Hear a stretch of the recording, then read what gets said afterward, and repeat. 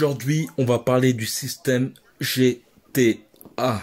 Salut les guerriers. Dans ce podcast, je vais parler du jeu GTA et faire une analogie, on va dire, avec la vie, avec 4 principes très importants pour mieux expérimenter ta vie et ne pas être figé, être crispé par tes peurs, ce qui peut justement t'empêcher justement de suivre ton propre chemin et plutôt suivre des choix que tu ne souhaiterais pas forcément faire si justement tu avais cette pleine confiance en toi.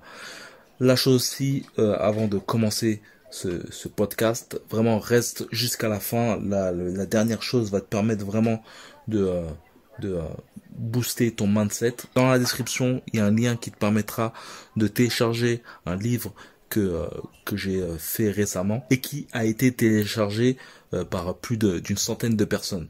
D'ailleurs, merci pour vos feedbacks. Ça me permet de kiffer le fait de partager cela. Et voilà, il suffit simplement d'aller dans la description, de cliquer et de me passer ton meilleur mail. Par la suite aussi, je t'enverrai aussi des mails quotidiens. Donc, pour parler de GTA, en fait, l'idée vient d'un article d'un ami à moi qui est aussi entrepreneur et qui parlait, sous le sens d'une boutade, le fait de hacker les codes de GTA, en fait, hacker les codes de la vie. Entre parenthèses, le fait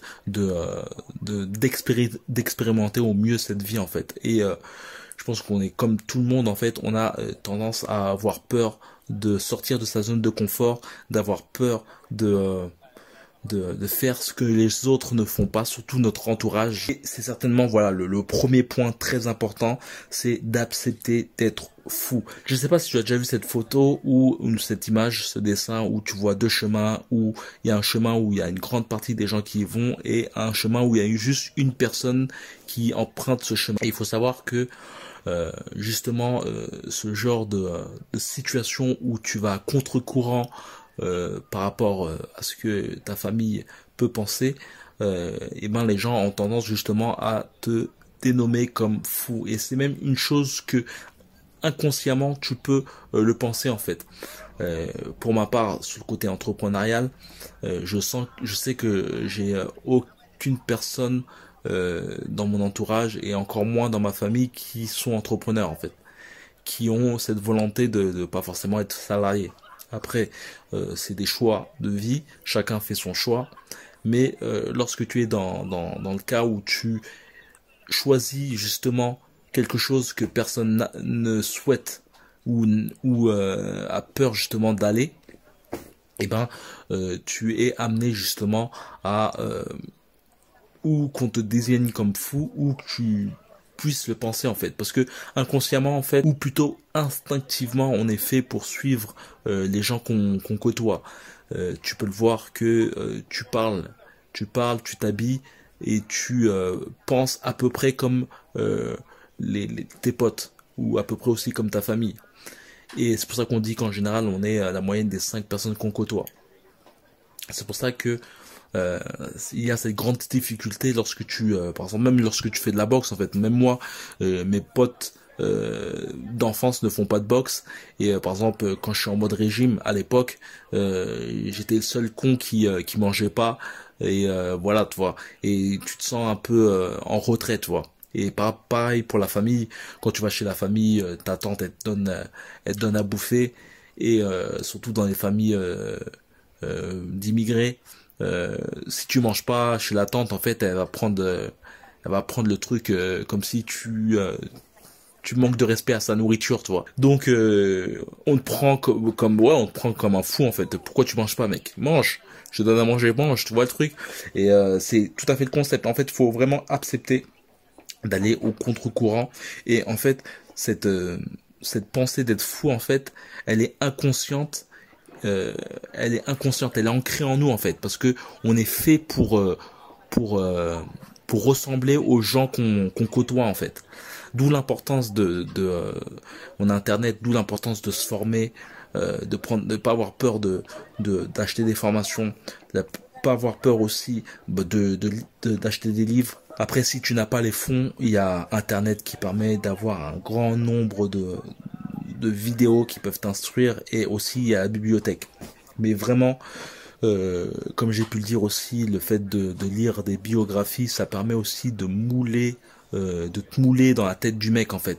Et je sais que en lisant la biographie de Mike Tyson, et en lisant aussi d'autres biographies, ça m'arrive par exemple, c'est tellement en fait lire une autobiographie, c'est comme si tu t'asseyais avec le mec, et il t'expliquait sa vie, il t'expliquait la façon dont il réagirait dans une situation, et il t'explique plein de choses qui fait qu'au bout du compte, quand ces situations t'arrivent, et ben tu te dis putain, qu'est-ce qu'il ferait, par exemple Mike Tyson, qu'est-ce qu'il ferait Mike Tyson là, ou qu'est-ce qu'il ferait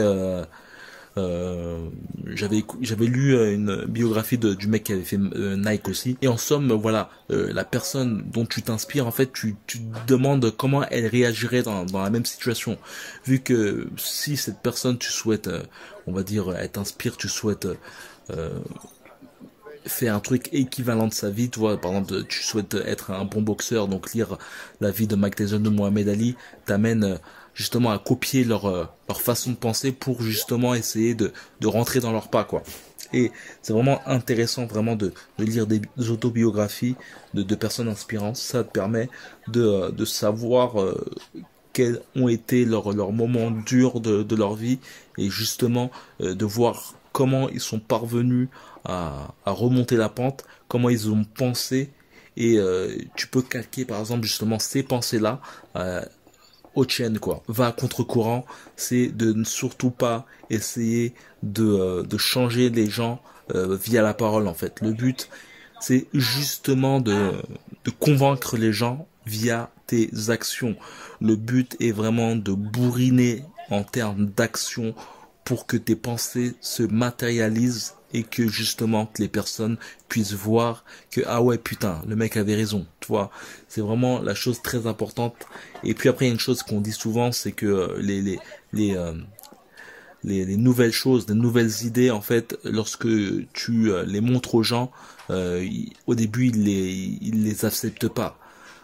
Après par la suite ils ont tendance à justement à les fustiger, ils ont une volonté justement c'est comme les haters, ils ont tendance à te piquer, à t'insulter, et après par la suite ils acceptent ça, et ça devient totalement normal pour eux.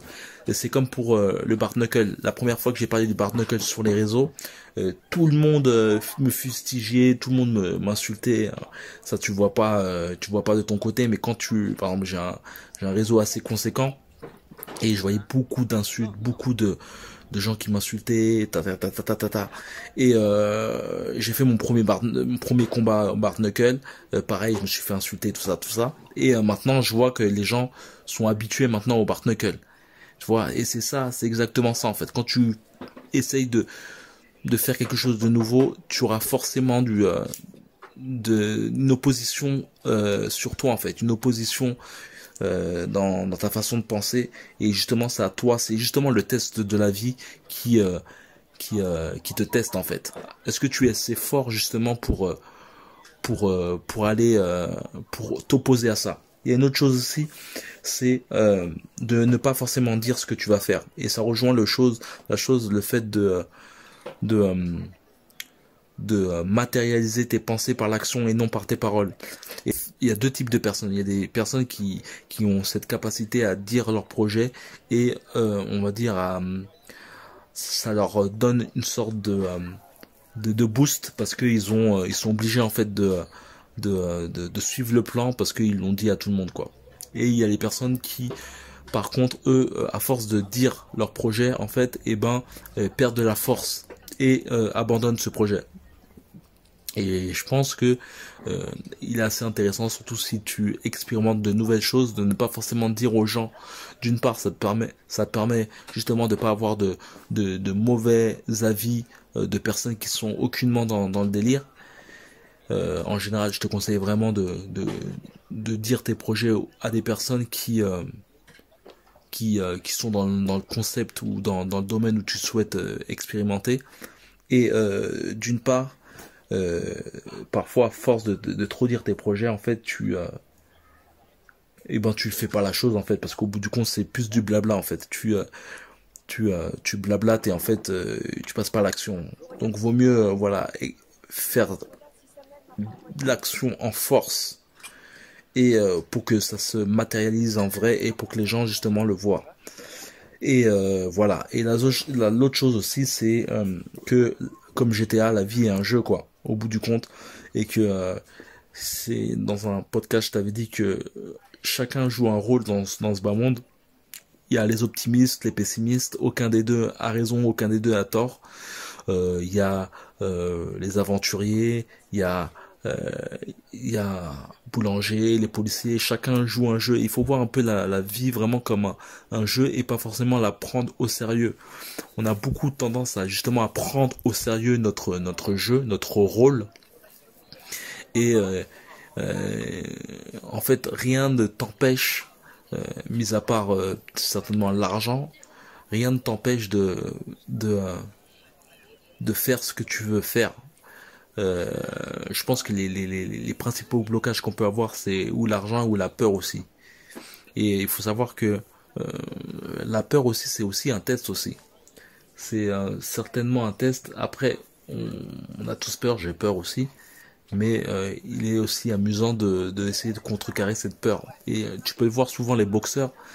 Lorsque tu fais de la boxe, tu t'aperçois que justement cette peur, c'est une drogue en fait.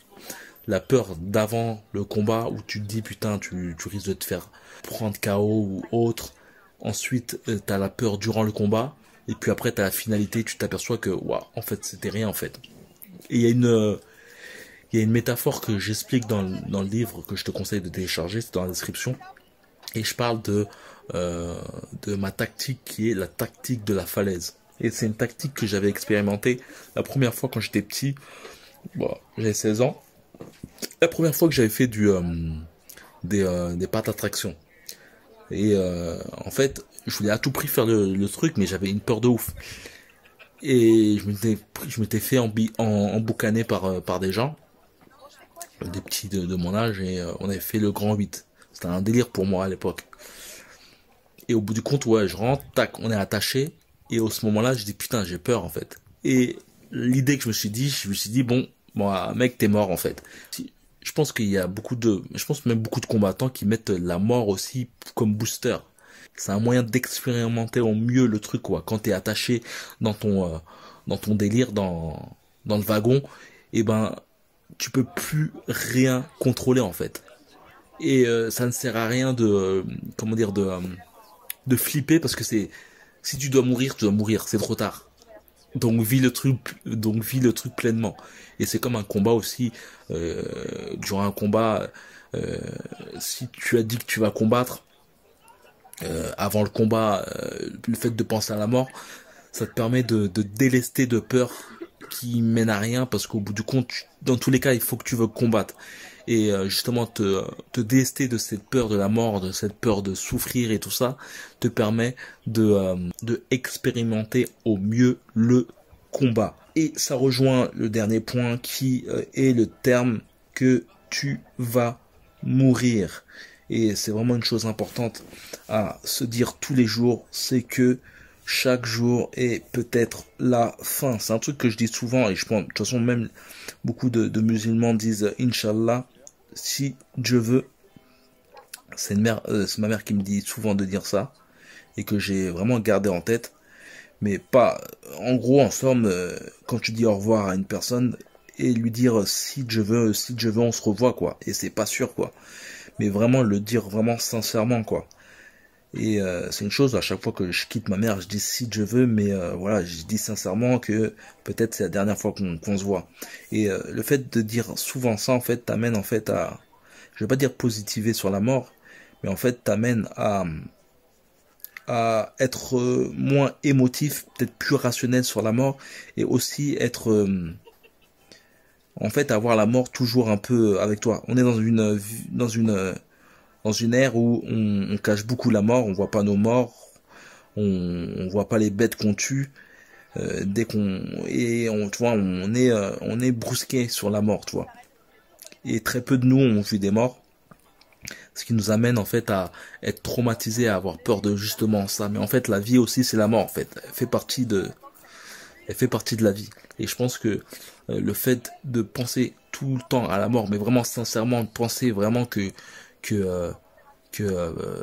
peut-être aujourd'hui c'est le dernier jour, peut justement nous permettre de de débugger notre cerveau et nous dire putain en fait chaque jour, si tous les jours tu penses que c'est ton dernier jour pendant 355 jours, je vais pas dire que le fait de penser à la mort tous les jours va te faire ne plus avoir peur de la mort. Je pense qu'on a toujours peur de l'inconnu plus ou moins, mais ça atténue grandement la chose. Et voilà quoi. Et une dernière chose que je voulais dire, c'est surtout ne pas avoir peur de l'échec. L'échec, c'est une chose qu'on a peur. On a tous peur de plus ou moins de l'échec.